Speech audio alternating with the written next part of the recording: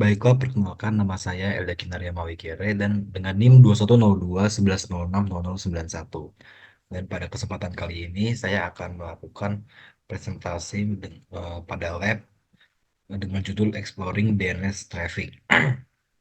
Pada lab ini akan terbagi menjadi tiga bagian, yaitu Capture DNS Traffic, kemudian Explore DNS Query Traffic, dan juga Explore DNS Response Traffic. Oke, di sini yang dibutuhkan adalah komputer dengan akses internet dan juga Wireshark yang sudah terinstal. Masuk ke part satu Capture DNS Traffic. Nah, di sini pertama kita diminta untuk mendownload Wireshark dari website www.wireshark.org di sini. Cuman karena bagian ini saya sudah mencobanya dan saya sudah menginstal Wireshark, jadi saya akan skip saja. Nah, di sini kita eh, diminta untuk memilih network interface yang memiliki traffic. Di sini saya akan coba WiFi saja. Oke. Kemudian, nah di sini kita bisa lihat ya kalau package ini sudah berhasil terambil di sini. Oke. Nah, sekarang kita akan masuk ke command prompt cmd.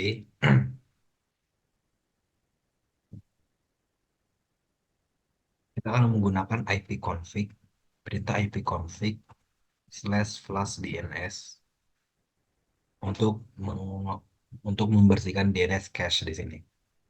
Oke. Kemudian kita akan menggunakan perintah nslookup untuk masuk ke interactive mode. Kemudian kita akan memasukkan domain name. Di sini saya akan coba www.cisco.com. Cisco.com. Oke, sudah sekarang kita akan exit.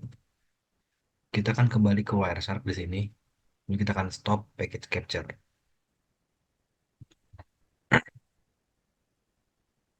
Kita masuk ke part yang kedua untuk mengeksplor DNS query traffic di sini. Jadi saya di sini kita diminta untuk memasukkan ini udp.port 53 di filter box pada Wireshark. Di sini saya akan paste di sini. Nah, oke. Selanjutnya kita akan cari paket dengan label standard query 0x0002 a www.cisco.com. Oke, kita akan cari di sini, kita akan scroll. Nah, di sini www.cisco.com. Selanjutnya, di sini kita akan expand Ethernet 2 di sini. Nah, di sini what are the source and destination MAC address? Nah, di sini source MAC address-nya 0045 E278 AC65. Kemudian destination-nya di sini E447 B3 98582C di sini. Oke. Kemudian which network interface are these MAC address associated with, atau tersambung ke dengan apakah source MAC address dan juga destination MAC address. Di sini source MAC address itu tersambung dengan NIC, sementara destination MAC address tersambung dengan server DNS. Oke, sekarang kita akan masuk ke part berikutnya. Di sini kita diminta untuk expand Internet Protocol version. Sini di sini IPv4 address ya, kalau kalau di saya ini IPv6 address. What are the source destination? Source destination itu 2001 448A 106C 35C0 91. Di sini ada yang beda.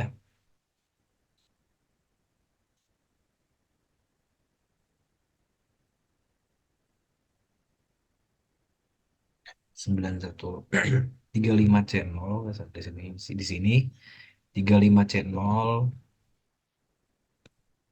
7C 7B 4 DE1 D236 D868 Oke, sementara untuk destinationnya kita lihat di sini 2001 4489 706 102 kemudian 2. Nah, kemudian pertanyaan sama, di sini jawaban juga sama, source MAC address tersambung dengan NIC, sementara destination MAC address tersambung dengan server DNS. Selanjutnya kita akan masuk ke bagian UDP atau User Datagram Protocol.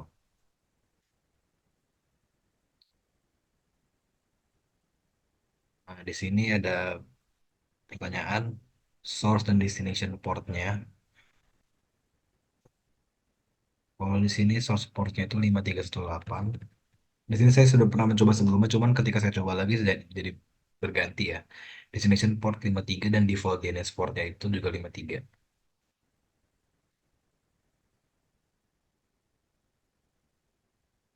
Oke, kita akan lanjut. Kita akan buka command prompt dan memasukkan perintah arp-a di sini. Kita akan clear dulu. Kemudian arp des a. Kemudian IP config slash all. Nah, di sini diminta untuk mengobservasi ya. Di sini kalau kita lihat dengan baik-baik di sini destination 2001 4489 706 1022.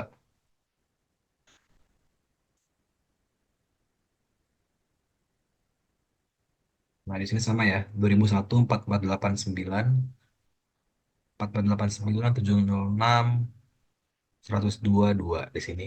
Di sini yang ada di sini dan juga di sini. Jadi bisa ditarik kesimpulan kalau eh, hasilnya itu sama. Nih, hasil dari comment prompt dan wire itu sama.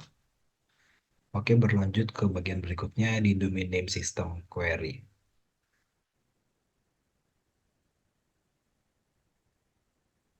Nah, observe the result. The flag is set to do the query recursively.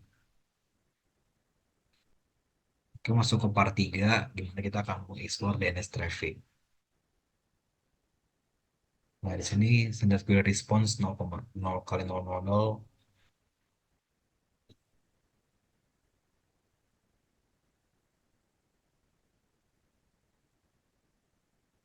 Nah, what are the source and destination MAC and IP address and port number? Ini kita lihat lagi. Source MAC address itu E447B3985852C. Destination MAC-nya itu 0045E278AC65. Di sini ya.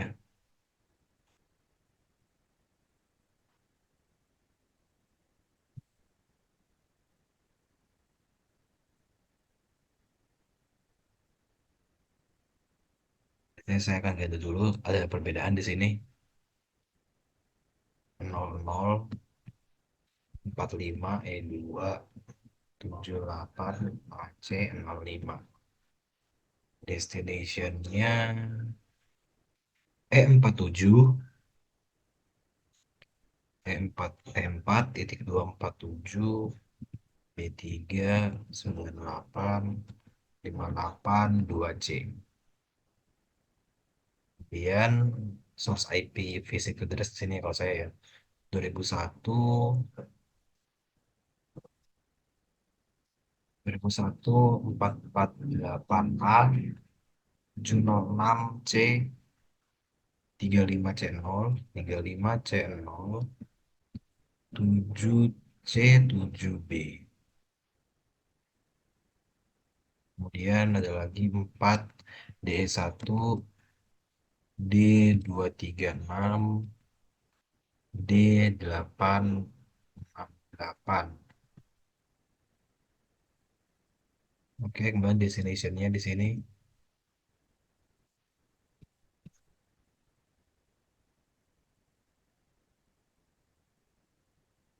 Destination-nya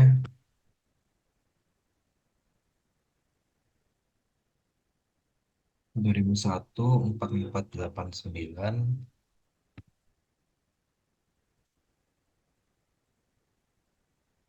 706 102 232. Kemudian source portnya itu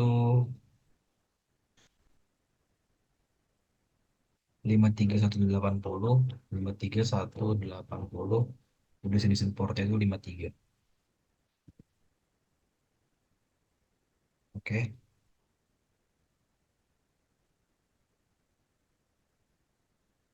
Expand domain name system. Sini domain name system.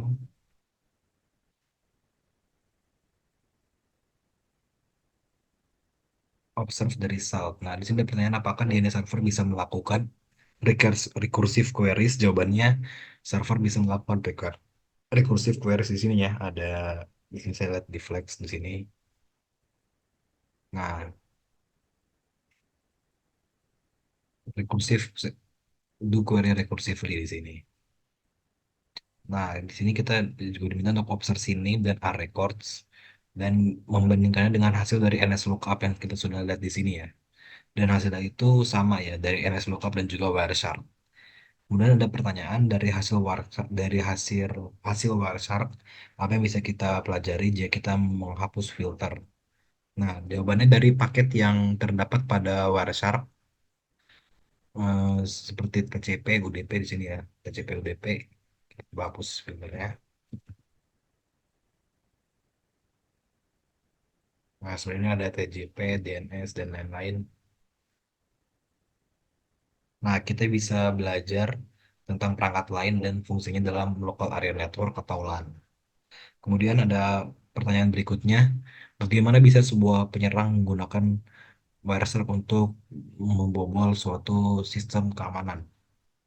Nah, penyerang LAN bisa menggunakan Wireshark untuk mengintip lalu lintas untuk mendapatkan informasi sensitif apabila jaringan tidak dienkripsi.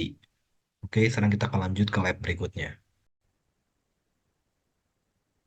Baiklah, sekarang kita akan melanjutkan ke lab dengan judul Attacking a MySQL Database, di mana pada lab kali ini, objektifnya ini kita akan melakukan, kita akan melihat PCAP file, PCAP file dari sebuah serangan yang sudah pernah terjadi pada sebuah SQL database. Nah, di sini yang dibutuhkan itu CyberOps Workstation Virtual Machine dan juga Internet Access. Oke, sekarang kita akan langsung masuk ke sini part 4 untuk membuka pcap file dan em, follow the SQL database attacker. Jadi di sini kita akan buka dulu Wireshark.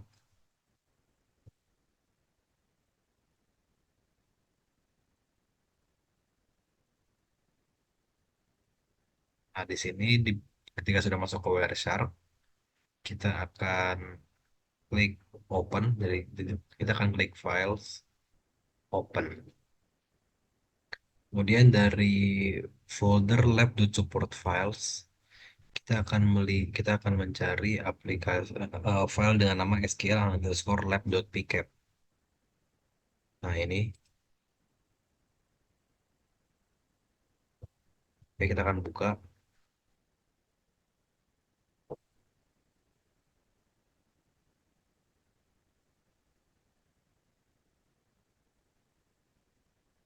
Nah, di sini file pcap-nya ini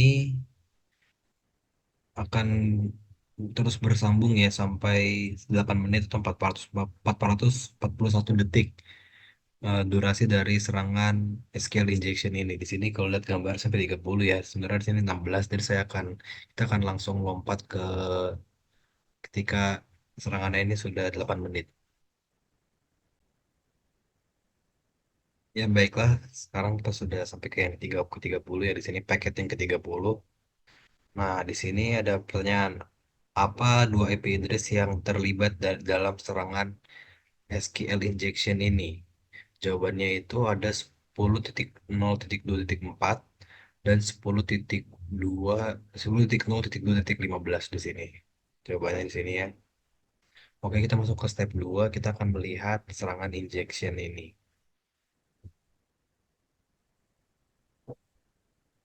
Nah, kita akan right click line 13.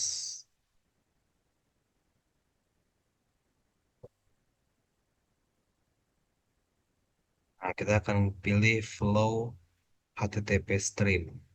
Di sini,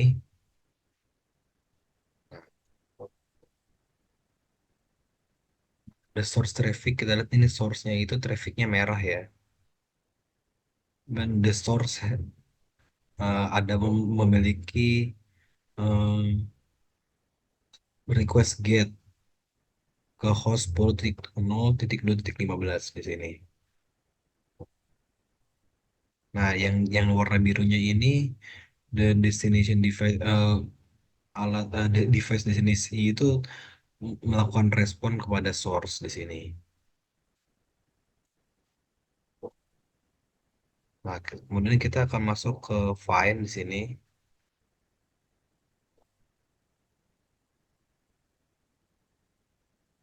Ulang lagi, follow HTTP stream. Kemudian kita akan find di sini satu string satu sama dengan satu. Nah, di sini ya ada. Nah, di sini attacker itu penyerang itu sudah memasukkan query 191 ke user ID search box yang dimana targetnya itu 10.0.2.15. Sekarang untuk melihat apakah eh, aplikasi ini rentan terhadap SQL injection gitu. Instead of application responding with login failure, nah di sini direspon dengan record dari sebuah database. Kemudian attacker sudah memverifikasi bahwa mereka bisa melakukan input ke SQL command dan database akan merespon. Kemudian search dengan string satu sama dengan satu itu menciptakan SQL statement yang akan selalu true atau benar ya, dari satu itu benar. Nah, di contoh ini tidak peduli eh, apapun yang dimasukkan ke field ini, hasilnya akan selalu menjadi benar.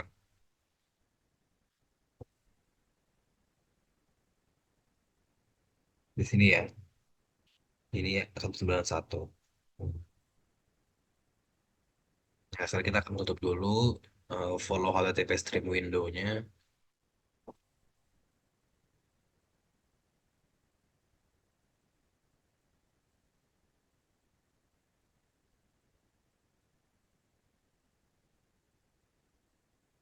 Nah, kita akan clear.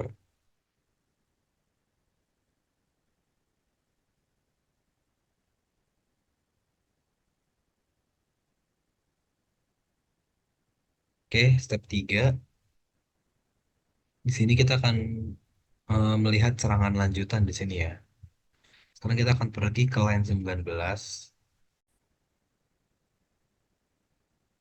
19. Kemudian kita akan follow HTTP stream juga.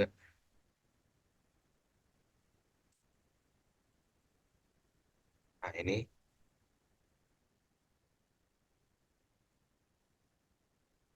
Berarti kita akan di field di bagian find kita akan lihat masukkan lagi satu sama dengan satu. Oke, kita akan find di sini. Nah, ini ada juga ya. Sama seperti tadi, attacker tuh memasukkan query satu sama dengan satu di, atau union select database dan juga user ke user ID search box yang pada targetnya itu 10.0.2.15. Nah, bukannya responding dengan failure login failure message, ini direspon dengan informasi sebagai berikut. Kita lihat di sini.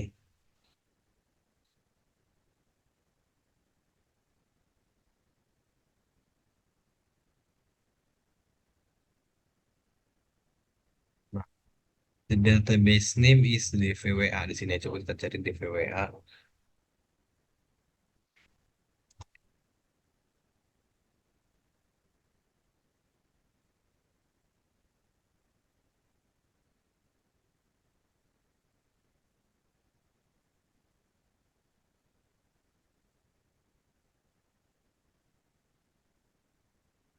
Nih, namanya DVWA ya. Dan database user is DVWA at localhost. Dan juga ada multiple user juga yang tertampil di sini ya. Ini ada DVWA, gua ada juga Pablo di sini, ini juga hack di sini dan lain-lain. Oke, sekarang kita akan tutup.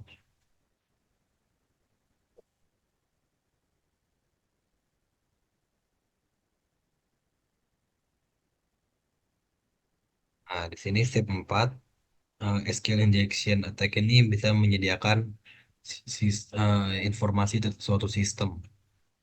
Nah, sekarang kita akan pergi ke line 22 di sini.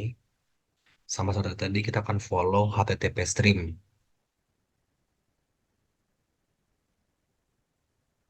Nah, bagian merahnya ini source traffic itu tertampil dan meminta get request ya ke host 10.0.2.15. Dan yang bagian warna birunya ini destination device itu merespon balik ke source-nya. Sama seperti tadi, kita akan di bagian file kita akan masukkan satu sama dengan satu. Nah, oke. Nah, attacker lagi-lagi memasukkan query satu sama dengan satu union select null. Kemudian ke user ID search box yang ada pada target 10.0.2.15 untuk melokasikan version identifier. Nah, kita akan melihat di sini gimana version identifier itu ada pada akhir output sebelum pre dan div yang ada pada hosting HTML code. Di sini ya kita lihat.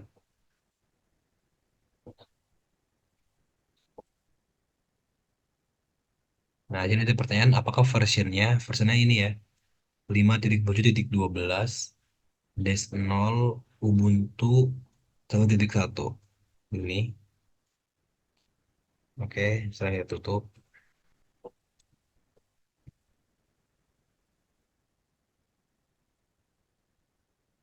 Part 5, SQL injection attack dan juga table information.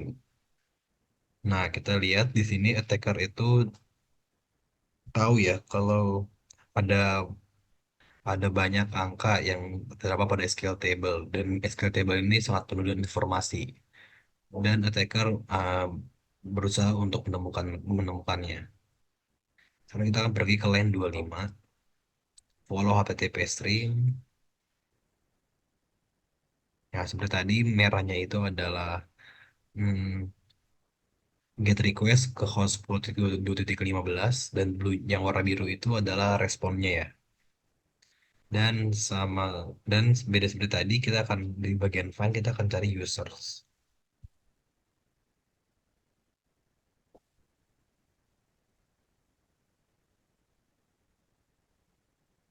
Nah, ini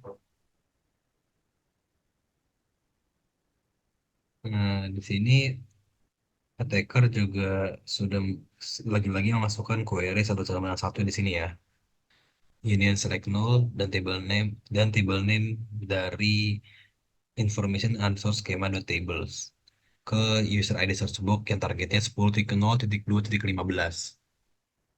Dan untuk melihat semua tabel yang ada pada database. Nah, di mana hal ini menyediakan sang attacker itu banyak kali tabel dan attacker ini menspesifikasikan null tanpa tanpa spesifikasi yang lebih lanjut. Nah, di sini ada pertanyaan, what would the modified comment satu or satu sembilan satu union select null column name from information comma dan lain-lain do for the attacker. Jadi apa fungsi komen ini ke attacker? Jawabannya itu perintah di atas ini akan menampilkan kolom underscore name pada tabel user. Oke, kita akan close. Kita akan lihat lagi. Nah, dan kita masuk ke bagian terakhir, SQL injection attack concludes. Nah, serangan ini berakhir dengan hadiah yang utamanya yaitu password hashes di sini. Kita akan masuk ke line 28 dan follow HTTP stream. Ya, merah itu adalah request get. ke host 10.0.2.15, dan birunya itu adalah destination device yang merespon kembali ke source. Oke, kita akan find satu-satu dengan satu.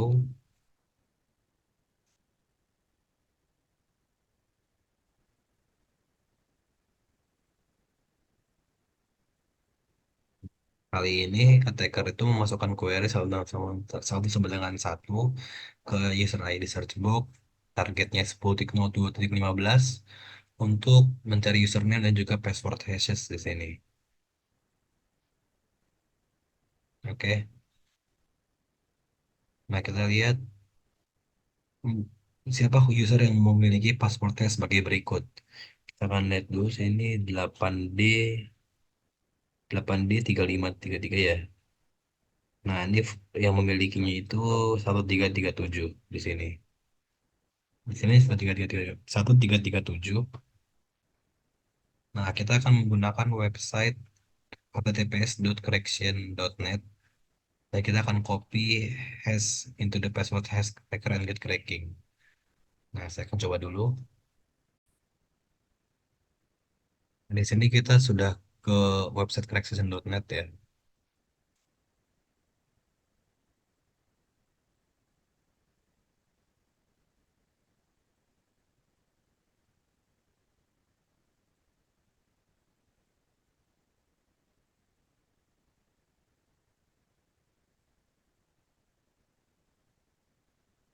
Saya itu adalah Charlie di sini ya. What is the plain text password Charlie di sini? Oke, sekarang kita akan tutup. Nah, kita masuk ke bagian reflection. Apa resiko menggunakan platform dengan SQL language? Nah, kerentanan injeksi SQL bisa merusak situs atau aplikasi web yang memakai database SQL seperti MySQL, Oracle, atau SQL Server. Ini bisa dimanfaatkan oleh penjahat untuk mencuri data yang sensitif. Kemudian pertanyaan kedua, kita diminta untuk browsing internet dan melakukan search terhadap prevent SQL injection. Nah, kita diminta dua metode yang bisa kita gunakan untuk mencegah SQL injection attacks.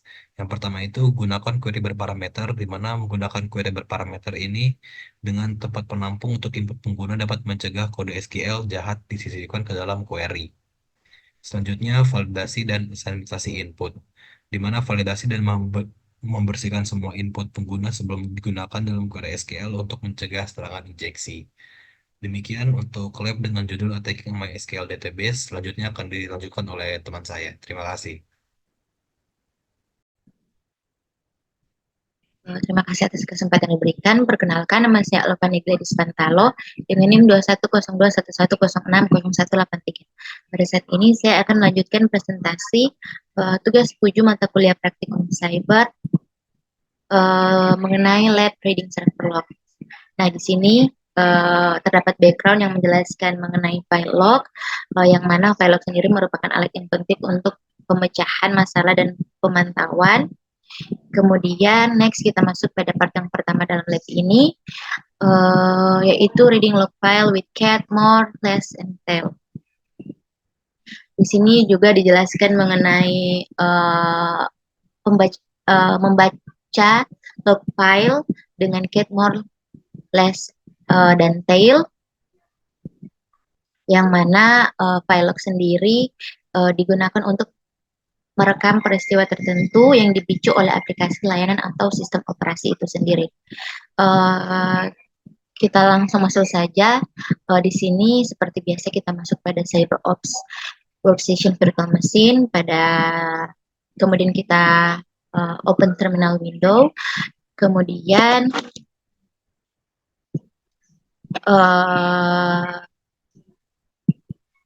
di sini kita akan mengetik atau kita akan memasukkan perintah cat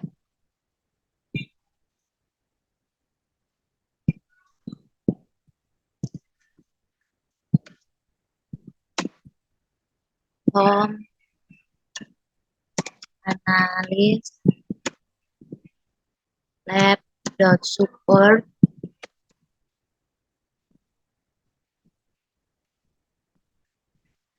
files,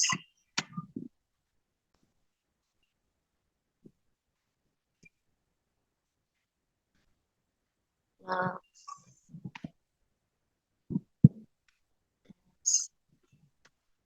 tutorial.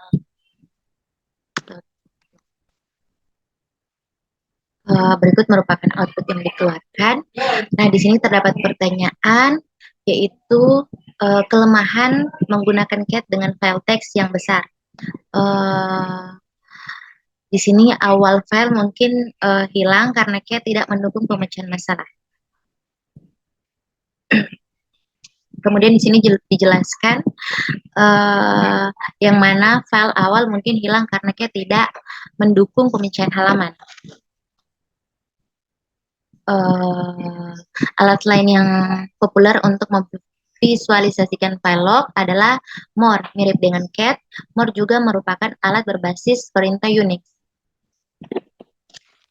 Nah, di sini kita masuk pada bagian yang ketiga. Kita akan menampilkan isi file log test menggunakan more.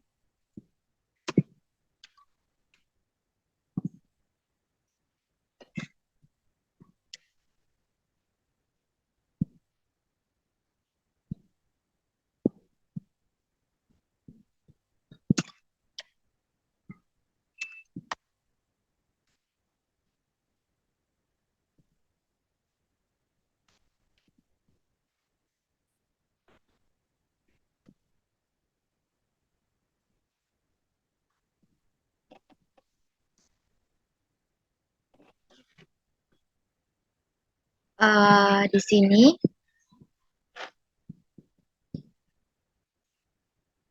isi dari file tersebut akan bergulir melalui jendela terminal dan berhenti ketika satu halaman ditampilkan. Nah, di sini kita akan tekan spasi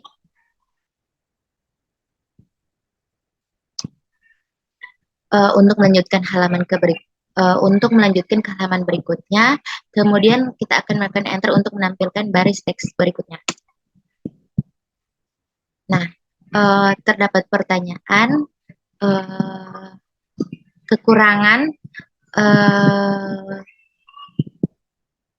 kekurangan menggunakan perintah more ini. Nah, bergantung pada aplikasi terminal yang digunakan. Mungkin tidak mudah untuk menampilkan kembali halaman yang sudah ditampilkan. Kemudian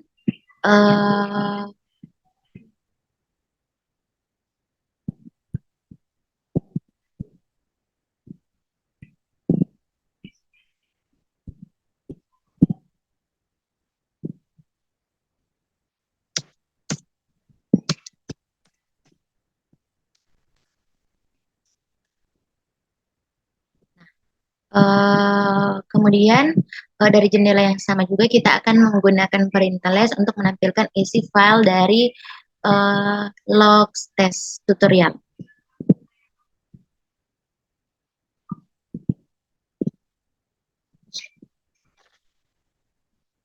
Di sini more kita akan ganti menggunakan perintah less. Kemudian kita enter.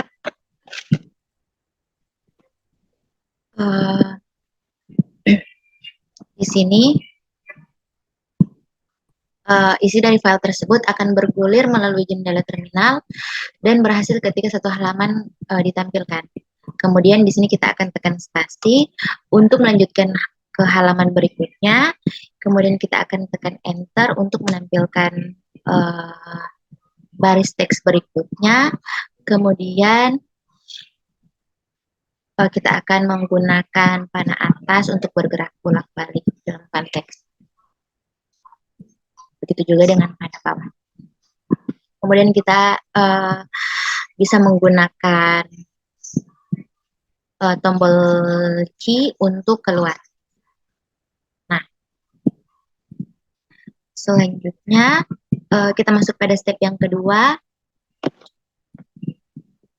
Uh, di sini kita akan mengikuti log secara aktif atau actively following logs.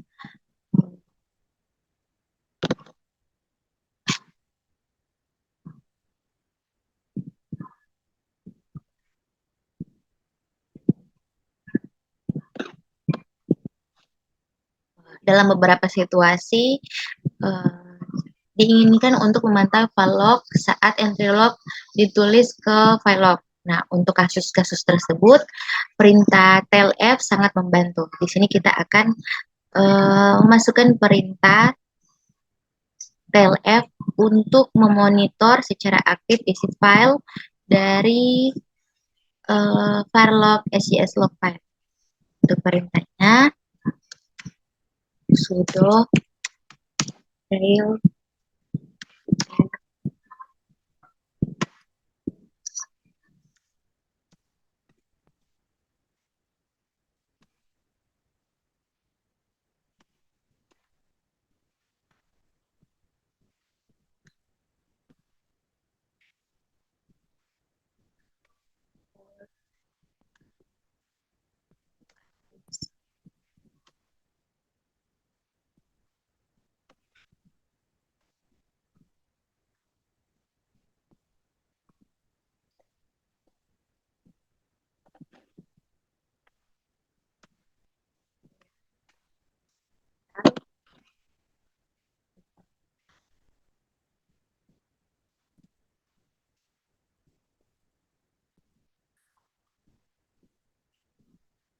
Masukkan password dari analis.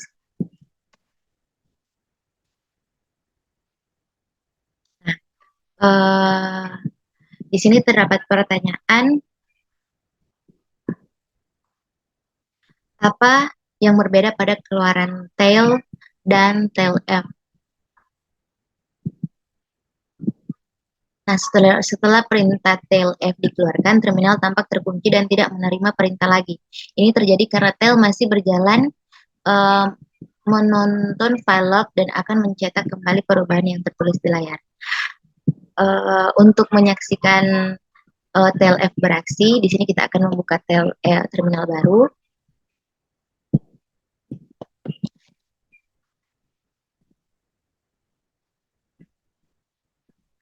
Kemudian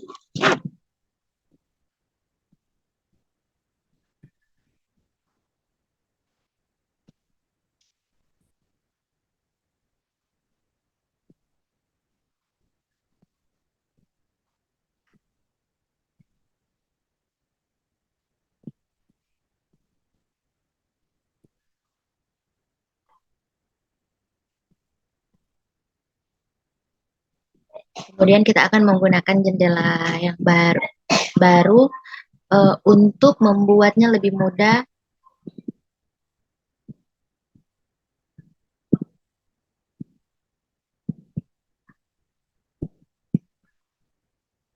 untuk memonitor terminal yang di atas. Di sini pada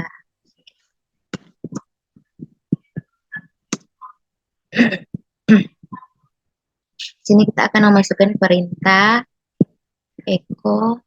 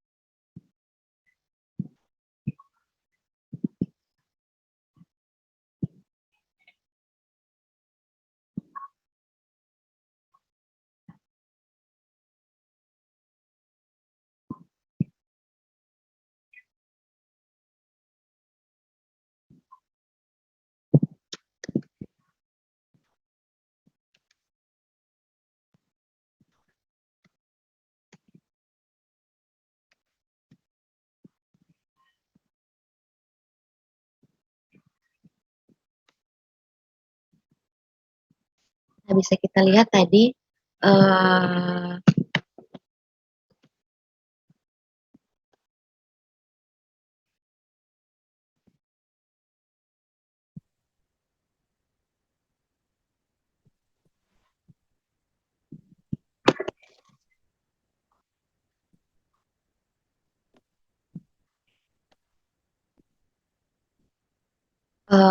lanjut. Di sini kita akan menggunakan perintah echo atau kita akan mengikuti perintah berikut untuk melihat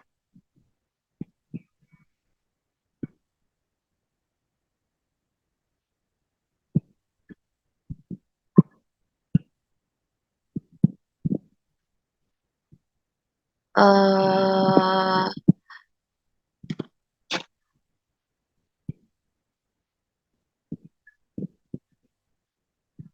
untuk memonitor log test file log dari log test tutorial ini menggunakan jendela terminal bagian bawah ini, dan kita akan melihat uh, apa yang akan terjadi pada terminal berikut, terminal yang di bagian atas. Bisa kita lihat pada file monitoring ini, berikut merupakan perintah yang tadi kita masukkan. Nah, kemudian di sini kita diminta untuk menghentikan eksekusi TLF dengan tekan Ctrl C. Kemudian kita akan menutup salah satu dari terminal. Kemudian kita masuk pada part yang kedua untuk lab ini.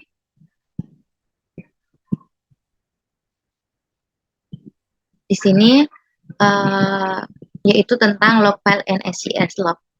Karena pentingnya file log, sudah menjadi praktik umum untuk memutuskan file log di satu komputer pemantauan.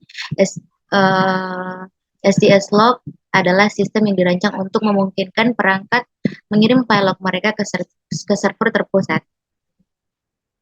yang dikenal sebagai server SCS log. Klien berkomunikasi dengan server SCS log menggunakan protokol SCS log. Kemudian di sini kita akan menggunakan perintah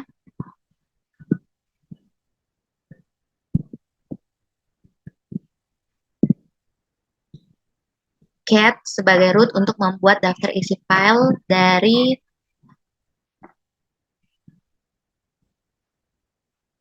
var/log/scs-log1, yang mana berkas ini menyimpan log entry dan log yang dihasilkan oleh sistem operasi CyberOps workstation virtual machine, kemudian dikirim ke layanan SCS log.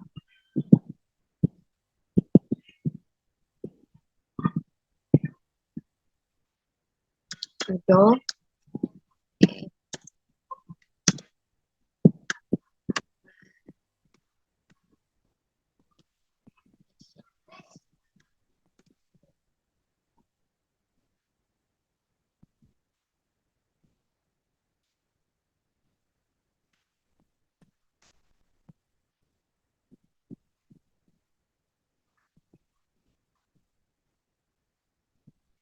di sini terdapat pertanyaan, mengapa perintah cat harus dijalankan sebagai root, atau why did the cat command have been executed as a root?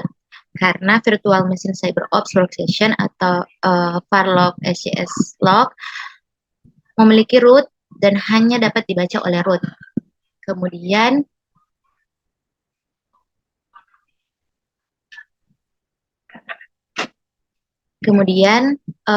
di sini perlu diperhatikan bahwa file SCS log ini hanya menyimpan entry log yang terbaru untuk menjaga agar file SCS log tetap kecil, sehingga sistem operasi secara periodik merotasi file log. dan mengganti nama file log yang lebih lama sebagai SES log 1. Nah, di sini kita akan menggunakan perintah cat pada komen untuk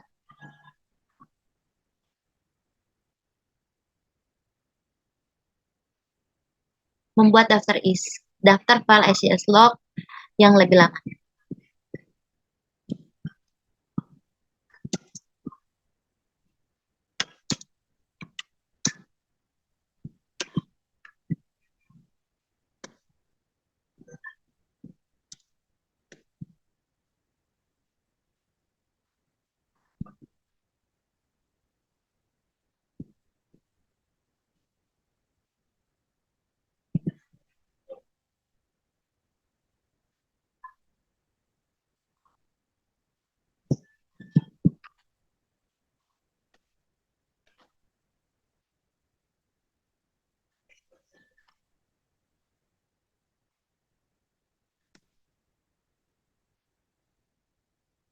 Kemudian lanjut.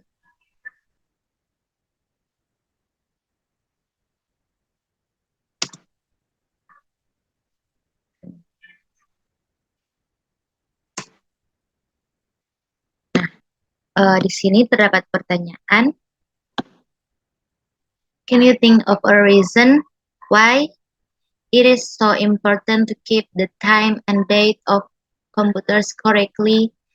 Cisorins atau uh, dapatkah kita memikirkan alasan mengapa sangat penting untuk menjaga waktu dan tanggal komputer yang benar disinkronkan dengan benar. Di sini alasannya karena sistem log menggunakan file log untuk merekam dan menyimpan peristiwa baik tanggal atau waktu yang terjadi. Jika jam sistem salah satu tidak sinkron, maka akan mempersulit pemecahan masalah. Kita masuk pada part yang ketiga untuk lab ini. Itu tentang log file and journal CTL. Di sini dijelaskan mengenai sistem manajemen populer lainnya yang dikenal sebagai jurnal, yang mana dikelola oleh Daemon Journal. Sistem ini didesain untuk memusatkan manajemen log tanpa memandang dari mana pesan-pesan tersebut berasal. Kita masuk pada step yang pertama. Untuk melihat kita masuk pada step yang pertama, yaitu running journal CTL with no option. Nah, untuk melihat log jurnal, kita akan menggunakan perintah jurnal CTL pada terminal.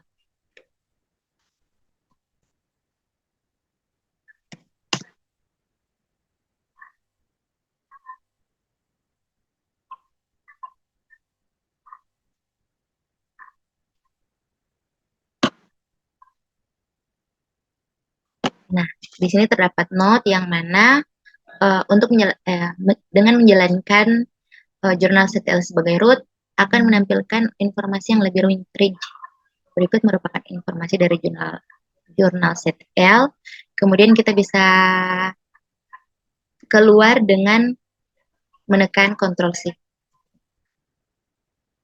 Kita masuk pada step yang kedua, yaitu jurnal CTL and view option. Nah, sebagian dari kekuatan penggunaan jurnal CTN terletak pada pilihan-pilihannya. Untuk perintah-perintah berikut, kita akan menggunakan Ctrl+C untuk keluar dari display. Nah, di sini kita akan menggunakan jurnal CTL UTC untuk mendisplay semua stempel pada waktu dalam waktu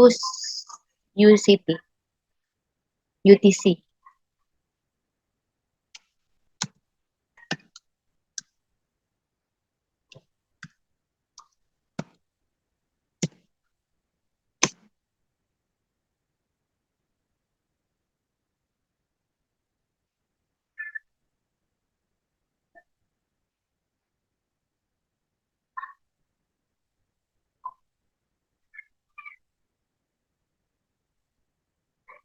kemudian kita keluar. Uh, Kemudian kita akan menggunakan Journal CTLB untuk menampilkan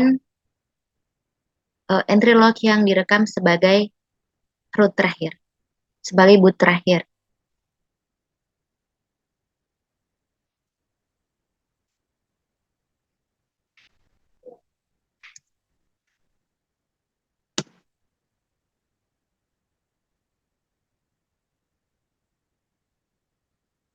Nah, berikut merupakan boot terakhir yang direkam oleh jurnal CTL. Kemudian kita akan keluar. Setelah itu kita akan menggunakan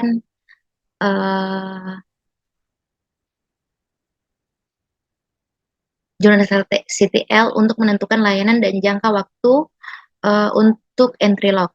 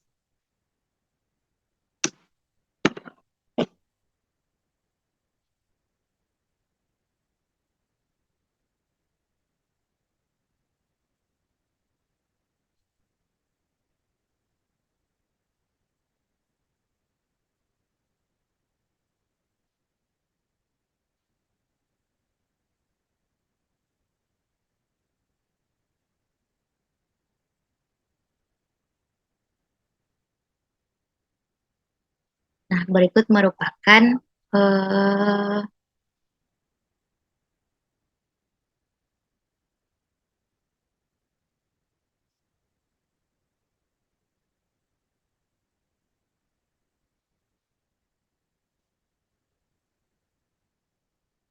berikut merupakan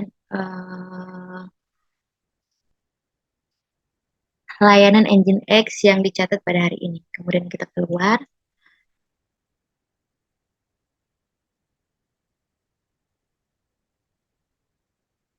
Kemudian selanjutnya kita akan menggunakan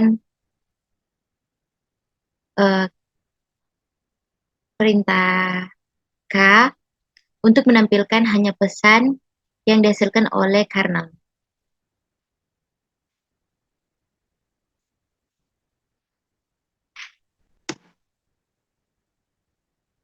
Berikut merupakan pesan yang ditampilkan. Kemudian yang terakhir kita akan mirip dengan telf yang dijelaskan di atas sebelumnya. Kita akan menggunakan switch F untuk secara aktif mengikuti log saat sedang ditulis.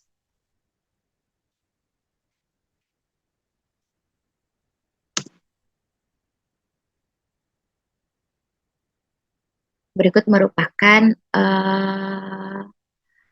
log yang dihasilkan dari perintah yang dimasukkan tadi.